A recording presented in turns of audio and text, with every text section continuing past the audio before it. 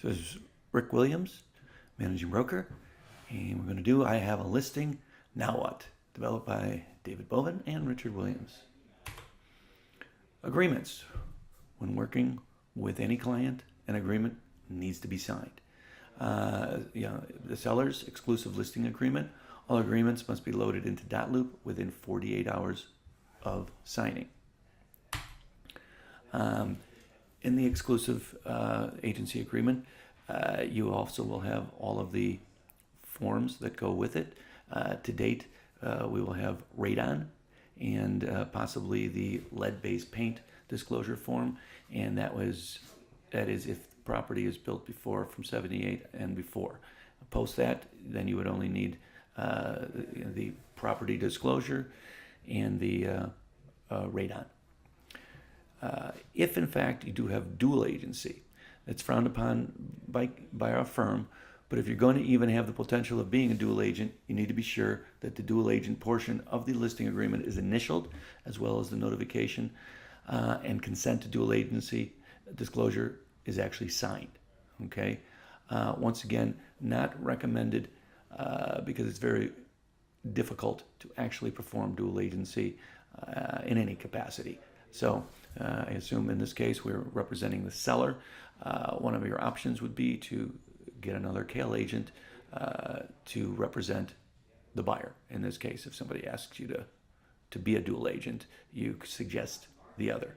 Most people, I would assume, would be okay with that. First steps. So now that you've got everything, you've got the exclusive listing agreement, you've got all your disclosures put together, your property disclosure, your radon, your possibility if you have lead-based paint, you've put it into dotloop. It has gone through the management team, and I have signed off on it. Now you're ready to put a property into the MLS. Okay. You upload the agreement and disclosures into dotloop. You use dotloop templates, electronic signature to save time, or you have them signed by hand and upload into dotloop. So either way, this must be done. Once you have everything uploaded, click Submit for Review in dotloop, and once you receive the agreement signed by me, you can enter this into the MLS. Okay. Be sure to add your cell phone and showing instructions so agents can get in touch with you if they need. This is very important. So it is important to put your cell phone number on there. That is the manner in which you guys need to be gotten in touch with. And the other number on there is automatically our phone number. But to truly get in touch with you, we will always reference the listing and give your cell phone number when they call in here. So also remember that we do not hold earnest money, so you need to mark that accordingly into the actual verbiage of the listing sheet. So you put simply that realty firm does not hold earnest money. Under the agent remarks is preferable. Once, as far as a back-end fee, on every MLS listing, you will add a back-end to the co-op commission. This includes both rentals and sales. You will list the back-end fee in the format, X%, less Y, where Y is a predetermined back-end fee, X is the co-op commission that you've decided to share with the other agent. For example, typically it would be, some type of, once again, a percent less the actual back-end fee that we have designated on our website, or in the training manual, I should say. And example as shown here, 2.5% less 200, or when it's a rental, you would put half of 1 month's rent less $95.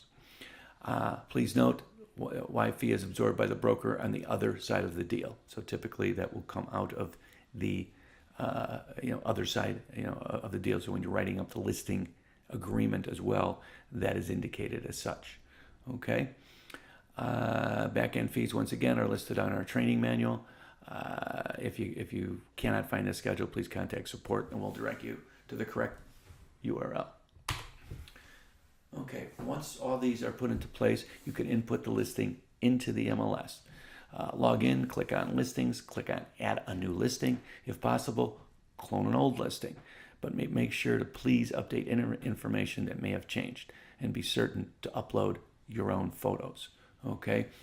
The information, to kind of look out for, it's wonderful to clone, but be cognizant of, your own style, if you will, your own, whatever the improvements are to the property that you put into the, come into the commentary, and any other, get the school district, schools right if it's in the suburbs, get all those things right, get your tax information correct, and also importantly, the directions to the actual property. Okay, the first photo must be the front exterior of the property, and never use pictures from an old listing. That is actually illegal, and you need to either take your own pictures or have a service take the photos. And my manner in which to do it typically is the flow of the house. I'll put the exterior of the property front, which you have to, and then from there I typically follow a flow, first floor, second floor, then I'll put the basement and any finishes down there, and then also then I'll put any exterior photos or anything like that, like the rear view, or the deck, or the patio, something like that, in that order. When logged into the Connect MLS, you can also view the how-to video if you need. Or if you desire, you could certainly call me and we can do a 1 hour time with myself, and I will teach you how to list a property properly. Make sure to add all of your signed disclosures in the additional documents area, which can be found under additional information on the upper right. You can put that in. I oftentimes do not put that in until I actually have a deal in place, and then I will add that into the listing.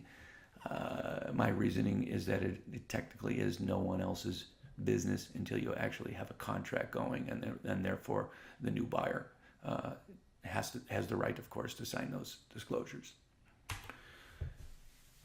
Okay, now the property is listed, and you now get an offer. When an offer comes in, you need to present it to the seller as soon as possible. Always look it over to give him an idea of the contract, of what the contract states, and your opinion of it. Always consider price, cash or loan, the type of loan, earnest money, the down payment. So in other words, once again, that's the type of loan and the conditions of the loan, the closing date, and of course any other contingencies that may exist. Please do not consider, which shows up on page 10 of the 6.1 contract, any closing costs that might be incurred in there that they are asking for. Read over your contract once again prior to indicating it and showing it to your owner. And then if you have multiple offers, first make sure it's all right with your seller, to allow all the other agents to know that you have multiple offers. Some sellers may not want this to be known. In my opinion, it's best route to go, though. Once you agree, they agree, let everyone know you need a highest and best by a specific time and date, then go over all the contracts with your seller to make a decision. Now, to avoid any hassles, once again, it is always the seller's decision on how they want to handle multiple offers. You can, suggest, give your opinion on how to handle this. My opinion is that, you tell all the offers that, at X time and date, you're going to be, it's going to be cut off, and I would like your highest and best. And then at that point, maybe a couple hours later, we will be coming to a final decision. And then you will indicate to all the others that the ones that did not get, did not make the cut, that they did not make the cut. And then also, obviously, the one that did, you will give them the notice that we have accepted your offer. Once that offer is accepted, then the clock is in motion. Typically, on the 6.1 contract, if not altered, and there'll be a 5-day attorney review period. During that period, typically, you'll have the inspection, any radon, another radon inspection if needed. Sometimes you get I believe the buying agent should be at that inspection. The listing agent should certainly let them in if need be. And then at that point, there should be contact between the two brokers indicating, how the inspection went, what kind of issues, if any, will be yielded, from that inspection, and what can we look for as far as credits, repairs, and whatnot. Okay.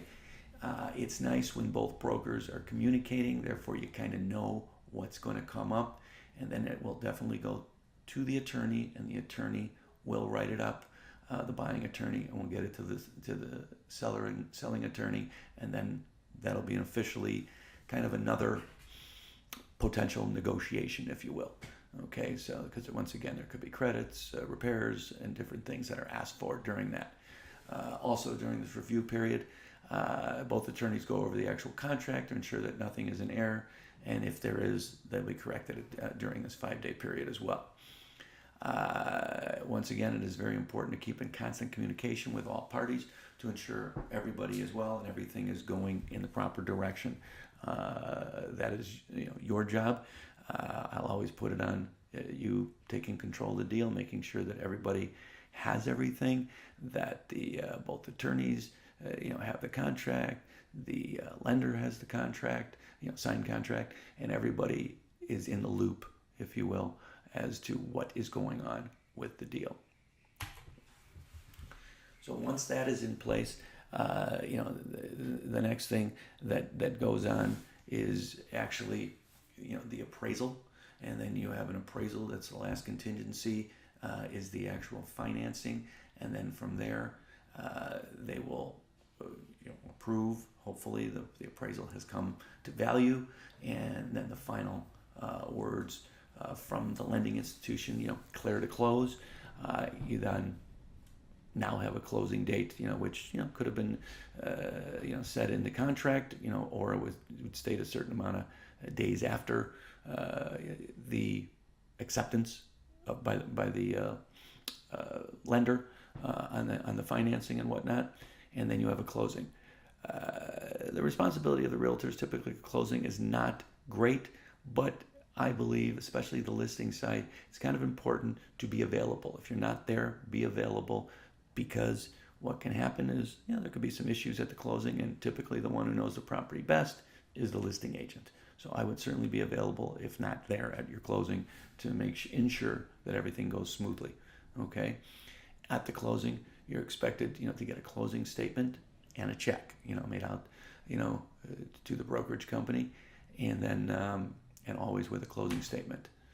So that is what's required. You can put that stuff into the check into Chase Pay if you'd like, or simply bring it to the office with the closing statement and bring that over here. Post-closing. After the closing, I personally like to provide some sort of closing gift. Some examples, bottles of wine, restaurant gift certificates, sports game tickets, paintings, or anything that the client may enjoy from your personal relationship with them. So, it's important to, listen to what the client said, their likes, dislikes, provide them something of value, something that they would actually like, and doesn't have to be expensive, but thoughtful is important. And if it is like a gift card or whatever, remember what you're making off of this particular closing due to the nature of the way we run our firm.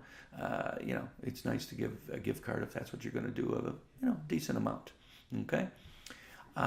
Always, this is a good excuse. I often give my closing gifts not at the closing, but a week or two later, and it's another reason to ask how's everything going, and then get everything of what is going on in their life now, and how to potentially get an actual referral of the same type that you just had, and seeing if you can be of any assistance.